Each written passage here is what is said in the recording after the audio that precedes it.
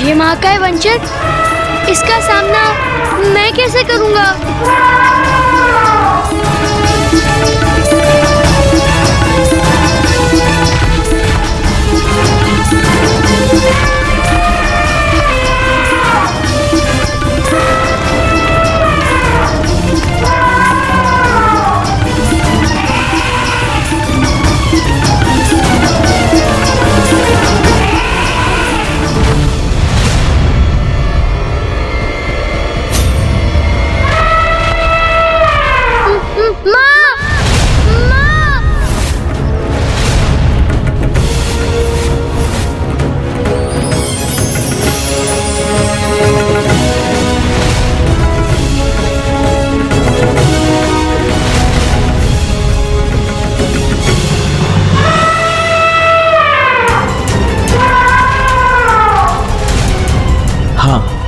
अभी उचित समय है।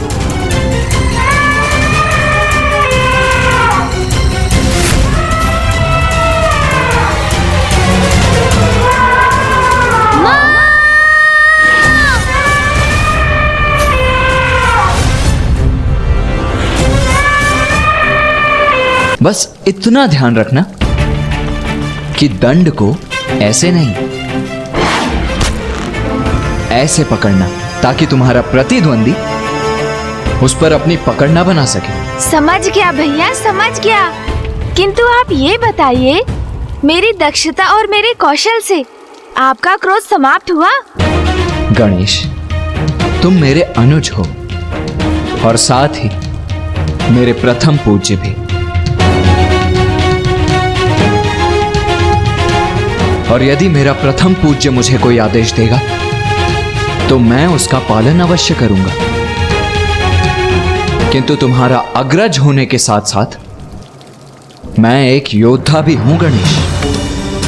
इसीलिए मुझे यह ज्ञात करने का अधिकार भी है कि तुम क्यों नहीं चाहते कि हम उस उद्दंड ज्ञानारी से युद्ध करें। क्योंकि भैया, जब ज्ञानारी के पिता दुर्बुद्धि का प्राणांत हो रहा था तो उन्होंने मुझसे कहा था, मेरे बाद मेरा पुत्र तुमसे युद्ध करेगा, उसके पश्चात उसका पुत्र।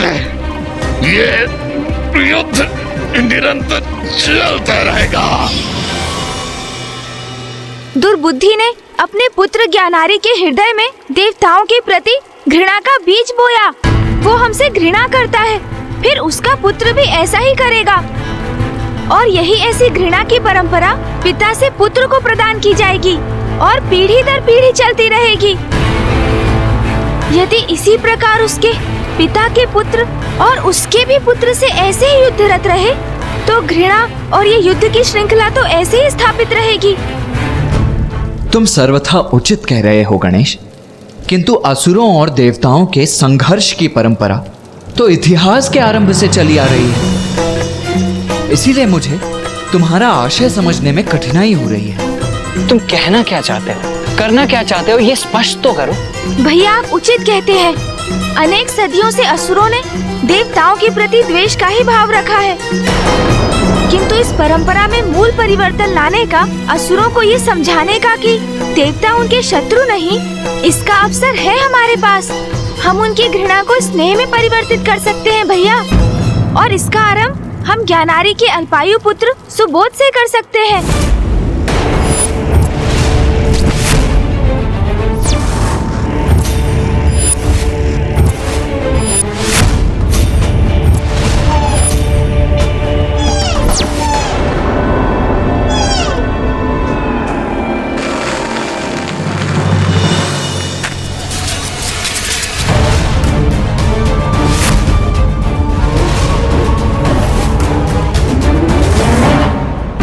भैया, असुरों से व्याप्त घृणा स्नेह में परिवर्तित कर उन्हें निर्मल बनाने के कार्य का आरंभ हम ज्ञानारी के पुत्र सुबोध से करेंगे।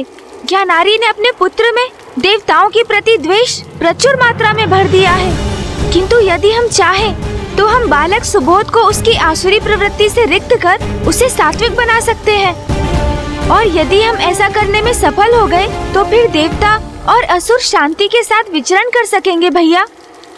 गणेश, शांति से मुझे भी कोई विरोध नहीं है, किंतु किसी असुर को उसकी आसुरी प्रवृत्ति से दूर ले जाना, उसे सन्मार्ग पर चलने की प्रेरणा देना बड़ा ही विकट कार्य है।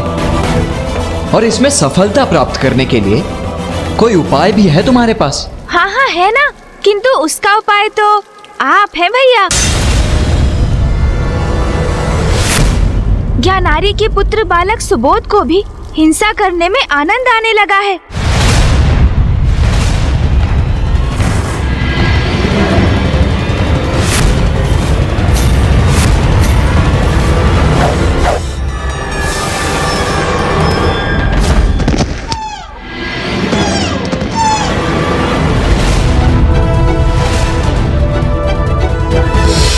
किंतु भैया, ज्ञानारी पुत्र असुर बालक सुबोध में अभी भी बाली सुलभ सरलता है, जिसे जिस दिशा में ढाला जाए वो ढलता चला जाएगा।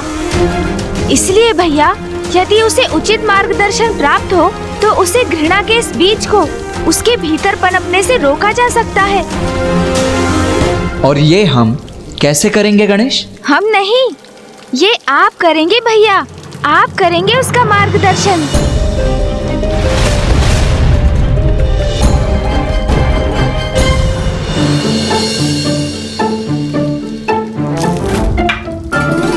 मैंने तुम्हें रुकने की अनुमति दी क्या? मुझे पाठ सिखाने चले थे असुर युवराज सुबोध को। ये बनेंगे वो भी मेरे गुरु। भैया, आप एक उत्कृष्ट गुरु हैं। आप कितने धैर्यवान हैं। अभी कुछ ही समय पूर्व हम आपस में ही उलझ रहे थे, किंतु मुझसे क्रोधित अथवा मेरे साथ स्पर्धा में बहने के स्थान पर आप मेरा ही मार्गदर्शन कर मुझे विजय की युक्ति समझा रहे थे। हाँ गणेश, ये अच्छा दाव था। इसी प्रकार आप सुबोध को ज्ञान देंगे भैया, उसे ईश्वर का परिचय देंगे, उसे आदिशक्ति, महादेव, ब्रह्मदेव एवं श्री हरि नारायण सबकी महिमा का बोध कराएंगे। गणेश, तुम चाहते हो कि मैं बालक सुबोध को शिक्षा प्रदान करूं, किंतु उसके लिए तो मुझे उसके साथ समय व्यतीत करना होगा ना। और ये संभव कैसे होगा? वो एक असुर राजकुमार है। उसकी माता अपने पुत्र को किसी के साथ ऐसे कहाँ छोड़ेगी? अब युक्ति का विचार तो आप ही कीजिए भैया, मैं तो चला भोजन करने।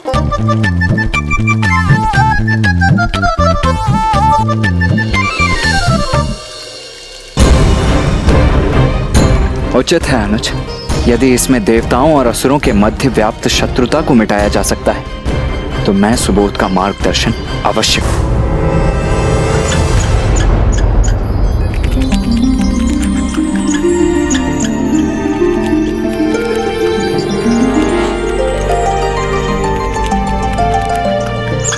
ये गिलारी यहाँ शांति से बैठ के अपना भोजन कर रही है, ये तो अनुचित है।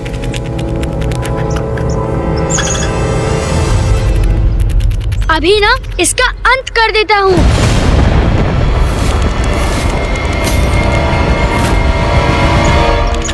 अरे रुको, कहाँ भाग रही हो? रुको, अरे रुको तो, कहाँ भाग रही हो?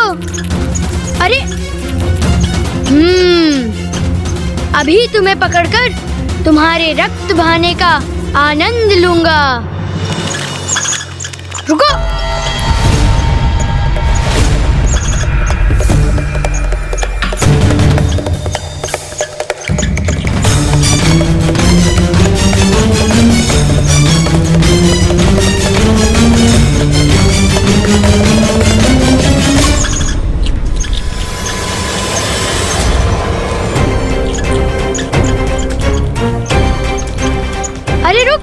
अरे ये अरे भाग गई। उस दुष्ट गिलारी का पीछा करते करते ये मैं कहाँ पहुँच गया?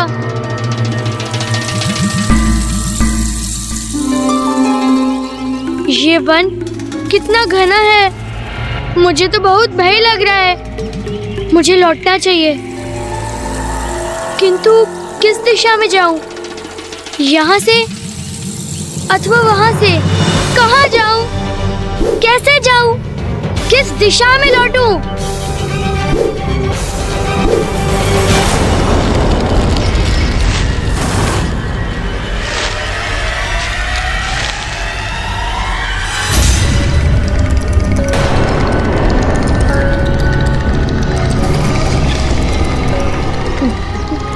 माँ!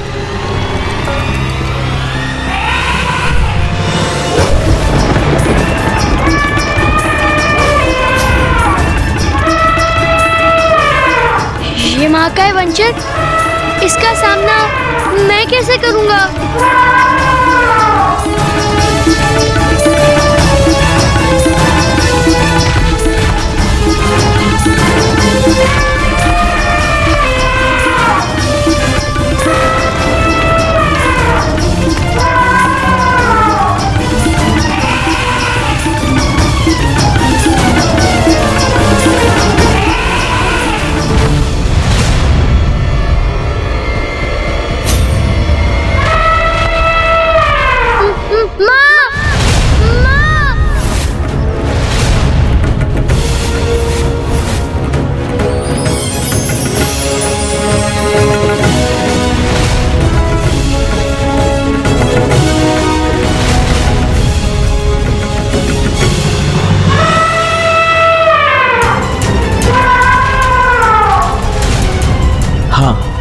अभी उचित समय है।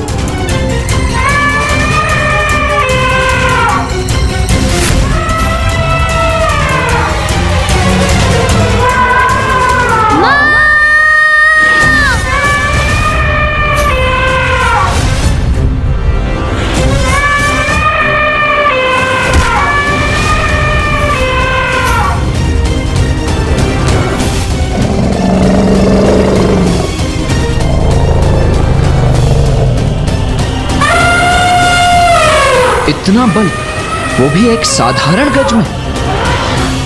ओह, तो ये तुम हो। अति उत्तम युक्ति है गणेश। भैया,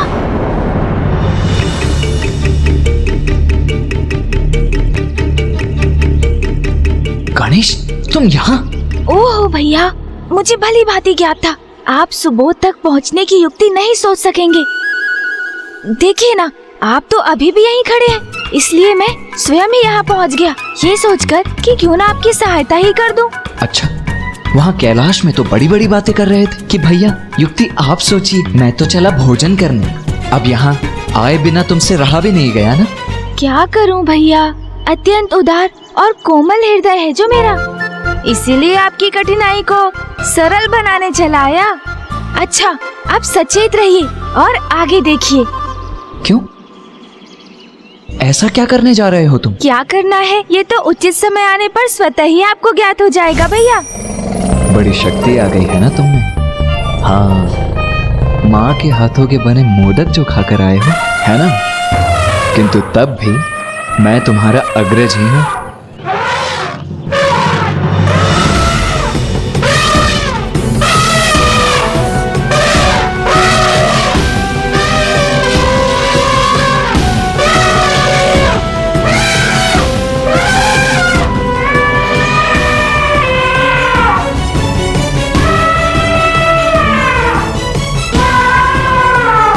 भैया, आपको भी अपनी शक्ति का प्रदर्शन करना ही था ना, तो अब वो मुझे भी करना ही होगा।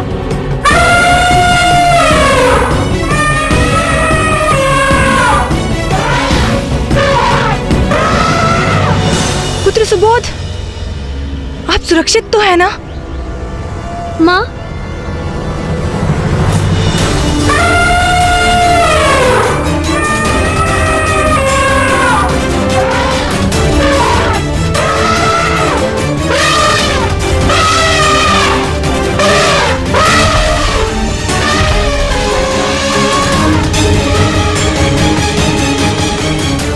गज को शांत कर दिया इन्होंने।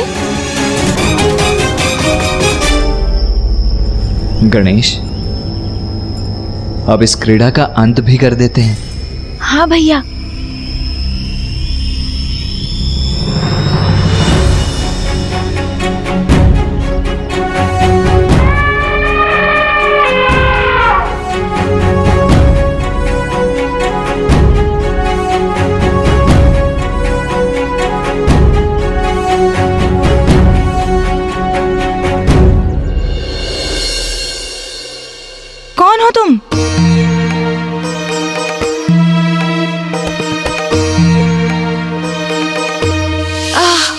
भैया ने कितना परिश्रम करा दिया मुझे कैलाश शीघ्र पहुंचकर अपना उदर पुनः भरना होगा।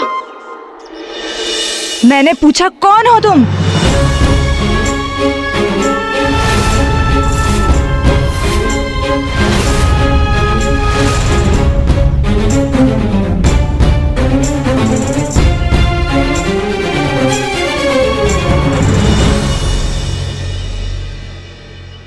प्रश्न ये नहीं है, प्रश्न तो वो है जो मैं आपसे पूछने जा रहा हूं कि ये बालक कौन है और इसके भीतर इतना अहंकार और ऐसी घृणा का वास क्यों है? ये जैसा है ऐसा किसने बनाया है इसे?